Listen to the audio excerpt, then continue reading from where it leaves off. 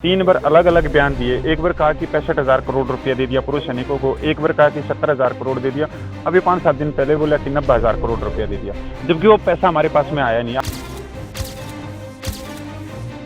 जिन्होंने 62-65-71 करगिल की जंगों में इस देश को गौरव की अनुभूति करवाई और दुश्मन देश को के छक्के छुड़ाए, उनके दांत खट्टे करे, पर आज ये दुर्भाग्य है कि जिनकी छातियां तमगों से भरी हैं, कोई वीर चक्र है, कोई सेना मेडल है, पूरी छातियां तमगों से भरी हैं, कि ये रेलवे ट्रैक पे बैठे हैं। मैं सर सबका सैनिक कपिल फौजी हैं। पहले तो मैं आपको दरखास्त करता हूं कि एक बार आप घुमा के दिखा दो कि हजारों सैनिक यहाँ बैठे हैं। ये वही सैनिक हैं जिन्होंने 62-65-71 करगिल की जंगों में इस देश को गौरव की अनुभूति करवाई और दुश्मन देश को के छक्के छुड़ाए, उनके दांत खट्टे करे, पर आज ये दुर्भाग्य है कि जिनकी छातियां तमगों से भरी हैं, कोई वीर चक्र है, कोई सेना मेडल है,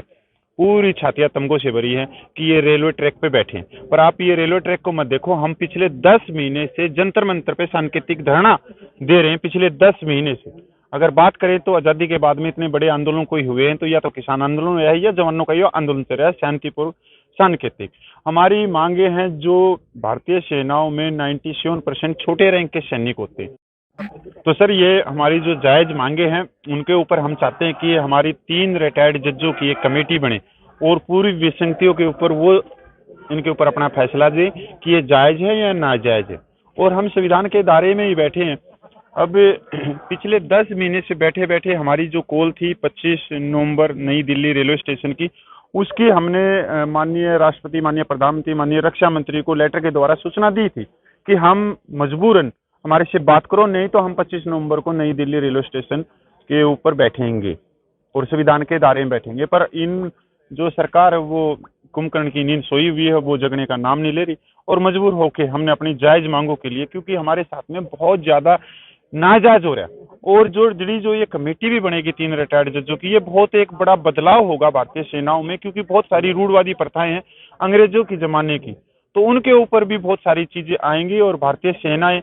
सेनाएं विश्व की सबसे शक्तिशाली सेना बनेगी। और तो एक सपना ये भी चल रहा है। मुख्य मांग की है 1 rank on pension, military service पे, डिसेबिलिटी पेंशन, जड़ी जो 1 रैंक ऑन पेंशन का आपने नाम सुना होगा, जिसके ऊपर आज सरकार आई हुई है कि आपने देखा होगा कि 15 सितंबर 2013 को रेवाड़ी रैली हुई थी। उस समय पूर्व मुख्यमंत्री को उस रैली में प्रधानमंत्री का दावेदार बनाया था। तो जड़ी अभी 5 स्टेटों के अंदर चुनाव चल रहे हैं, तो माननीय प्रधानमंत्री ने 3 बार अलग अलग बयान दिए। एक बार कहा कि 65,000 करोड़ रुपया दे दिया पूर्व सैनिकों को, एक बार कहा कि 70,000 करोड़ दे दिया, अभी 5-7 दिन पहले बोला कि 90,000 करोड़ रुपया दे दिया, जबकि वो पैसा हमारे पास में आया नहीं। अगर आया तो उसके ऊपर श्वेत पत्र लेके आई जाए कि जो 97% जो सिपाही से लेके जो सिपाही है, नायक है, हवलदार है, सूबेदार मेजर है, ऑनरेडी है, उनको कितना पैसा दिया गया, तो उसके ऊपर श्वेत पत्र लाया जाए। कितने सैनिक जो धरना दे रहे हैं? बहुत है सर, अभी जो दिल्ली से यहाँ पूछ रहे हैं सर, पूरे पंजाब से भी आ रहे हैं, हरियाणा से भी आ रहे हैं, क्योंकि बहुत ज्यादा स्ट्रेंथ वहाँ चलेगी ना दिल्ली में, तो वहाँ पे बैरिकेड लगा दिए, बहुत ज्यादा प्रशासन टाइट कर दिया वहाँ पे, तो यहाँ पे रात को 2 बजे बैठ गए थे पूरे समय। कैसे देख लो कि आप तो एक देश के लिए करते हो और आपके लिए बैरिकेड लगाए जा रहे हैं? सर हमने भी कोई यहाँ आप हमारे को बड़ा दुख हो रहा है कि जिन्होंने देश की सेवा करी है, जिन सैनिकों ने, उन सैनिकों को बाहर कर दिया। वैसे तो होली दिवाली पे आपने देखा है मिठाई खिलाते हुए, तो ये वही सैनिक हैं जिनको 2014 में जो बॉर्डर पे जाके मिठाई खिलाई थी और वो 2015 में रिटायरमेंट आ गए, तो वही सैनिक इनमें